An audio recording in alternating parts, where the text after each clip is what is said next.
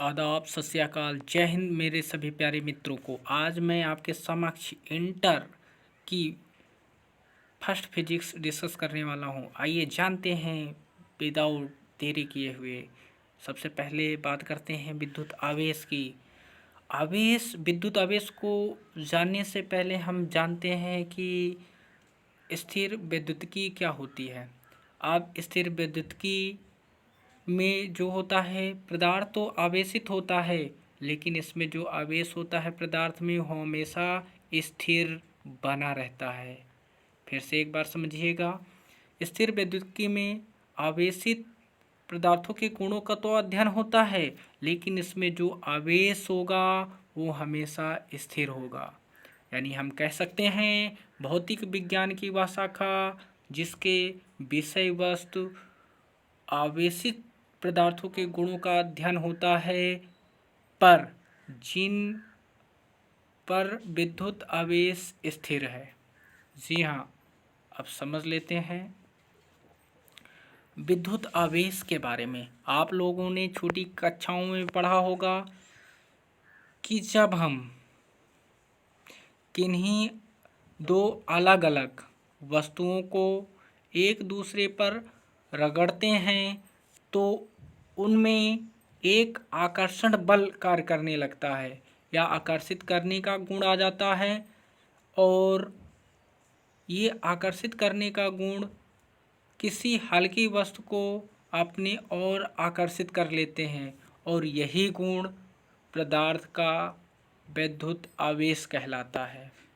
आइए जानते हैं इसको डिटेल से। आवेश द्रव का एक मूल कण है। ये आवेश जो है द्रव्य का एक मूल कण है, इसे द्रव्य से अलग नहीं किया जा सकता है। यदि किसी वस्तु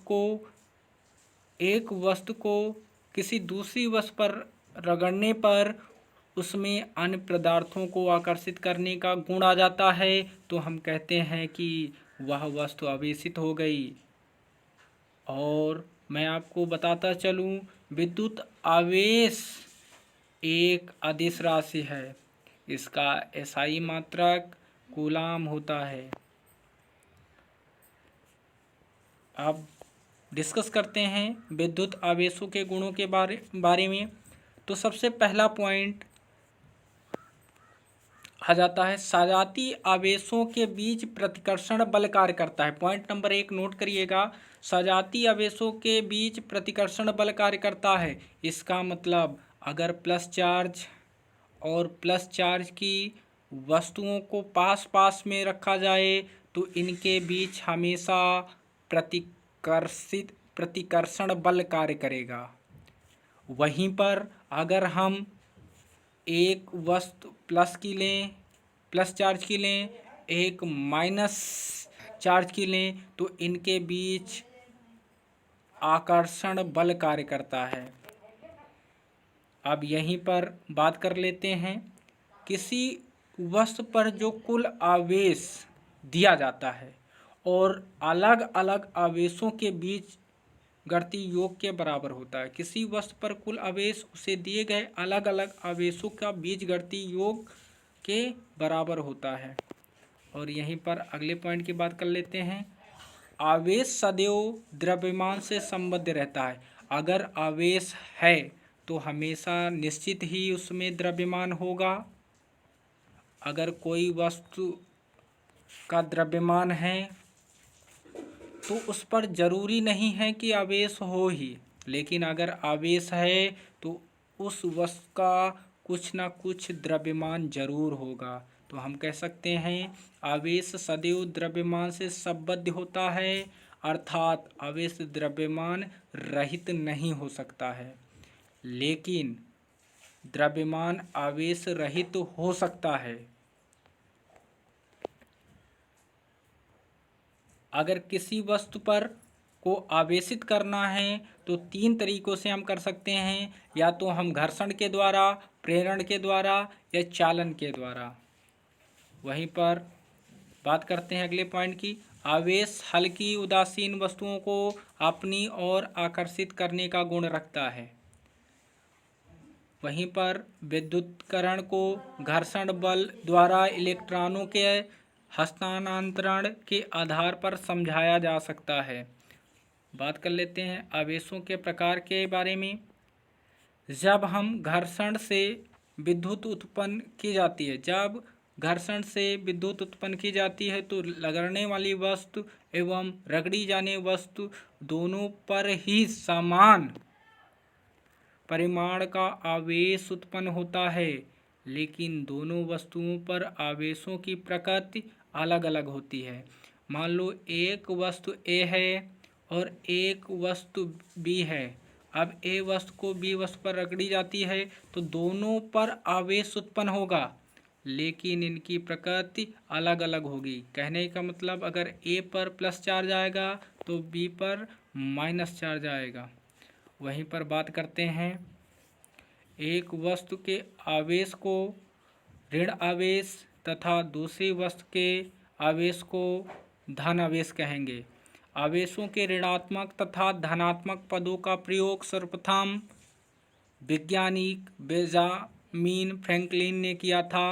इनके अनुसार अगर कांच को किसी रेशम पर रगड़ते हैं तो रेशम में धनात्मक आवेश उत्पन्न हो जाता है। वहीं पर इन्होंने फिर अगला प्रयोग किया, एबोनाइट की छड़ ली और एक रोएदार खाल जैसे बिल्ली की खाल हो सकती है उस पर रगड़ा गया और उन्होंने देखा कि एबोनाइट की छड़ में माइनस चार्ज उत्पन्न हो गए। तो इन्होंने ये प्रयोग करके इस चीज़ के बारे में बताया। आइए जानते हैं आधुनिक इलेक्ट्रॉन सिद्धांत क्या है। ये बहुत ही इम्पोर्टेंट है। तो आप लोगों ने केमिस्ट्री में भी पढ़ रखा होगा, क्लास 11 में अगर आप पढ़ चुके हैं।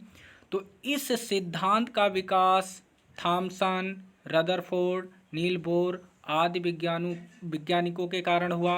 इस सिद्धांत में जब दो वस्तुएं आपस में रगड़ी जाती हैं तो उसमें से एक वस्तु के परमाणु की बाहरी कक्षा से भ्रमणशील इलेक्ट्रॉन निकल करके दूसरी वस्तु के परमाणुओं में चले जाते हैं। इससे पहली वस्तु के परमाणुओं में इलेक्ट्रॉन की कमी तथा दूसरी वस्तुओं के परमाणुओं में इलेक्ट्रॉन की वृद्धि हो जाती है। आप लोगों को पता ही है जब किसी पदार्थ से इलेक्ट्रॉन निकलते हैं, इलेक्ट्रॉनों की कमी होती है तो उस पर प्लस चार्ज, और जिस पदार्थ पर इलेक्ट्रॉनों की संख्या बढ़ती जाती है उस पर हमेशा माइनस चार्ज आता है। तो इस तरीके से इस निष्कर्ष से हम कह सकते हैं पहली वस्तु धनावेशित तथा दूसरी वस्तु ऋणावेशित होगी। अगर आपको ये वीडियो पसंद आती है तो लाइक शेयर सब्सक्राइब ज़रूर करें। अगर आप चाहते हैं कि लगातार क्लास 12 की फिजिक्स आपके साथ डिस्कस किया जाए तो इस पर अपनी प्रतिक्रिया ज़रूर दें कमेंट बॉक्स में। तो मिलते हैं फिर अगले लेक्चर में। तो जय हिंद जय भारत दोस्तों।